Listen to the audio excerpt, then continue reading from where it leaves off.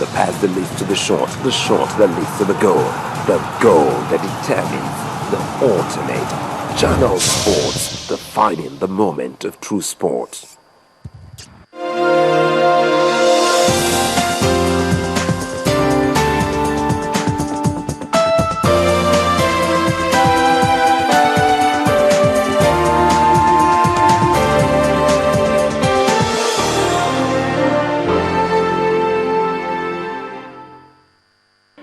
Life has just got easier. You stay connected to Channels TV, where news and innovations are shaping our world. Simply log on to channelstv.com to get the breaking news. Browse the homepage according to what matters to you. Tap on the extended coverage of business, sports, politics, lifestyle, infotech, entertainment, health, world news, and lots more. Click on the live link and see the news in real time. Do you want to watch the latest video of the day? It's just a click away. Friend us on Facebook, YouTube, follow us on Twitter, Google+, participate in Channels TV poll, and share your comments. It's a website you can talk to. Your voice will be heard. ChannelsTV.com. The news at your fingertips.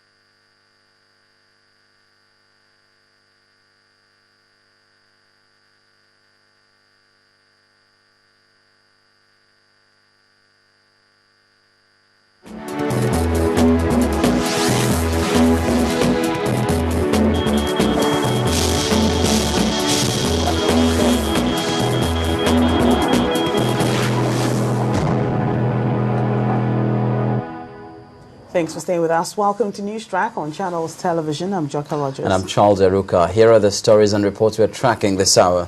A new report by Amnesty International and the Social and Economic Rights Action Center, SERAC, says new evidence from satellite images reveals the true extent of a forced eviction in Badia East, Lagos State. The human rights groups say the pictures taken before and after demolitions carried out by the Lagos State government on February the 23rd clearly show that a densely populated area containing concrete houses and other structures was taken down. They estimate that close to 9,000 residents of Badia East lost their homes or livelihoods, but senior officials in Lagos State had claimed that the area was a rubbish dump. According to Amnesty International, while the Lagos State Attorney General acknowledged that people had been evicted when the area had been cleared, the Lagos State Commissioner for Housing told the human rights group in a meeting that the area cleared during the demolition contained no houses and was just a rubbish dump. The organizations are asking for an immediate end to mass evictions in Lagos State until safeguards have been put in place to protect people from forced evictions.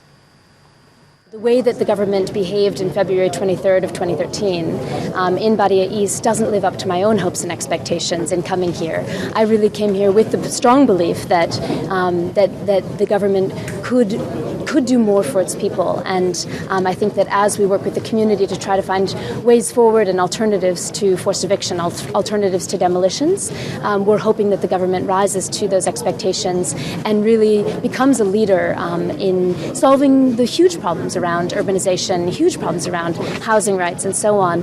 The government believes that if they demolish these homes, these poor people will pack their things and they will move out of town and go back to different nooks and crannies of the country. It hasn't ever happened anywhere. I've been doing this work now for nearly 25 years, and I have not seen an experience or an example anywhere in the world where forced eviction has forced anyone to really relocate to their roots, because people came into the city in search of a better life. And so when you demolish their homes, you actually make it worse. In fact, you make it even more improbable that they're going to relocate to the villages, because they don't want to go back there as failures. Go back there with a nylon bag and say, you've been in Lagos for the past 20 years, what did you achieve? They will not do that. Matter of fact, it is completely counterintuitive. Forced eviction is counterproductive. It hasn't helped anybody. It's not helping Lagos State at all. Well, the Lagos State government insists the evictions and demolitions are inevitable if society must develop.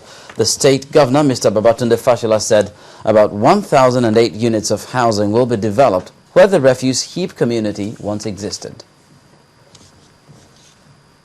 We can do something to make life better in those areas. That is why I am in Badia. That is why I have committed to build 1,008 flats in Badia to take people out of living on the refuse heap.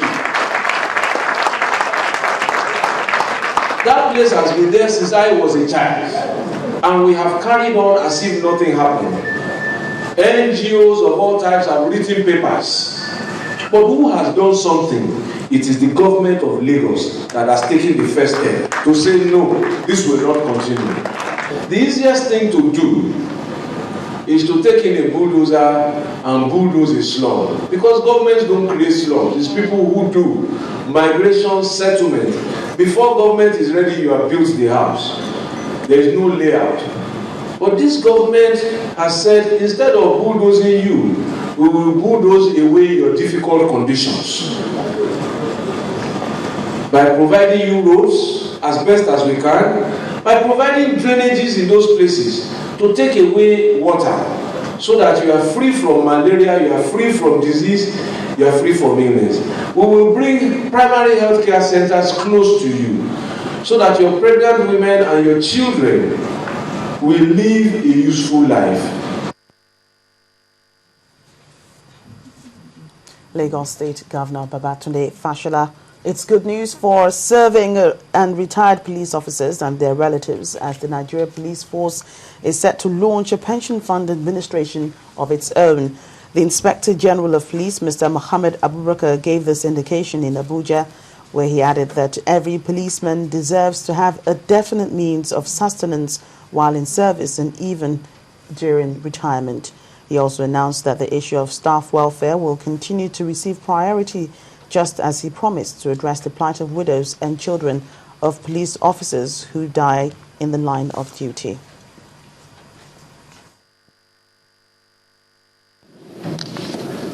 As an extension of my personal drive to improve the lives of our personnel, both serving and retired, I am glad to mention the creation of Police Pension Fund Administration as one of the biggest organizations in Nigeria in terms of staff and size.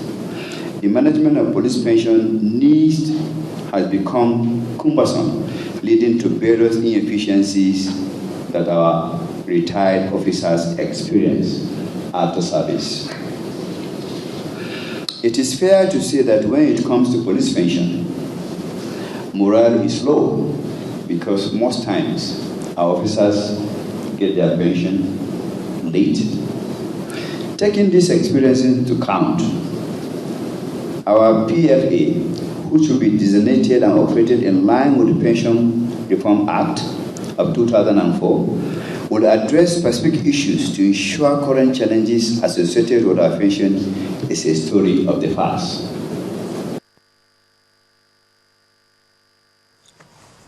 The Inspector General of Police, Mohammed Abubakar. in politics and governance. The Nigerian Governors Forum faction, led by Mr. Jonah Jang of Plateau State, has appealed to the striking members of the Academic Staff Union of Universities to suspend the current industrial action in the interest of the nation. The forum also reviewed the ongoing constitutional amendment and constituted a 5-man committee headed by the Governor of Katsina State, Mr. Ibrahim Shema, with a mandate to streamline the proposed amendment. Vice Chairman of the